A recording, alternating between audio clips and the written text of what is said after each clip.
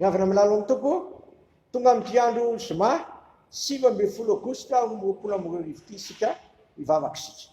Misaotra anao zay raha eo fa novelominao aina ka nitahinao ka afaka navita iny alina maiziny ka nitoloranao ty andro vaovao tia dia anao ny ampaharitra anay amin'ny fanarahana anao satria zay maharitra hatramin'ny farany no teninao novonjeny.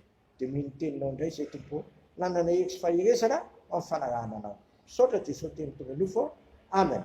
Ny Apokalipsy 2:12 ka hatramin'ny 17 no anjara mofinaina masika ny andro an'ity amin'ny anaran'i Jesosy. Apokalipsy 2:12 ka hatramin'ny 17. Ary soraty eo amin'ny anjelin'ny fiangonana ny Pergamos izao ny lazain'ilay manana sabatra roa lena maranitra. Fantaro zay honenanao dia mitoerany seza fianganan'ny Satana ary mitana mafy ny anaraka ianao ka tsy mandany fona na dia tamin'ny andron'ny Antipasy martyr aza. Zay lehilahy matoky dia ilay novonoina teo aminareo teo amin'ny honenan'ny Satana kanefa manateny kely aminao fa misy eo aminao zay mitana ny fampianaran'ny Balamo zay nanome foan'ny Balaka anisy fanatafotoana teo alohan'ny zanak'Israely nanahilena naterina tamin'ny sambo sy mitsangajanga.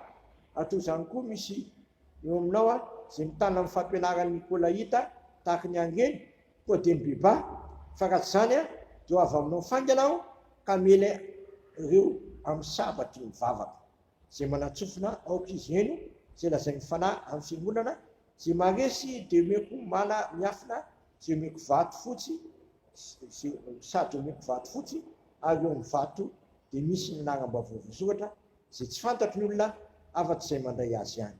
Ray masonao manamasinana amin'ny fahamarinana ny teninao amin'ny fahamarinana. Amen. Verimberina eto amin'ity lahatsoratra masina ity hoe mitana mafy. Dia miverina indray koa ery hoe mitana mafy dia miverina koa ery manao hoe mitana. Verimberina ny teny hoe mitana. Verimberina mitana. Fa manoloana ireo olona izay mampandroso fampianarana hafahafa aty amin'ity zao tontolo zao ity izay fanojo amin'ny fiazonana amin'ny finoana an'i Kristy dia tsakinany kosa misy olona tena zigizig koa mitana ny fampianarana hafahafa, fampianarany Balamo sy ny fampianarany Nikolita.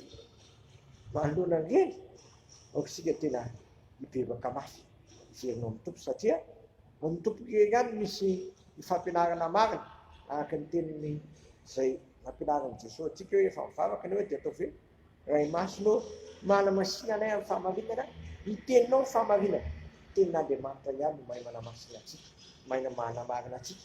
Koksika tena hiazona ny tenin'Andriamanitra mandrakariva ary tsy hiala amin'izany fampianarana izany ka sendra niala kely tamin'izany tsika dia miverena aingana amin'ny tompo mba tsy ho tratran'ity teny ity hoe amely anareo ny sabatry ny vavaka. Ny tenin'Andriamanitra ry havana dia manotra ny sabatra roa lena. Ny anankiray mandevona sy mamono izay rehetra tsy ankasitrahan'Andriamanitra. Ny anankiray manavitra sy manangana ary mampitsoa.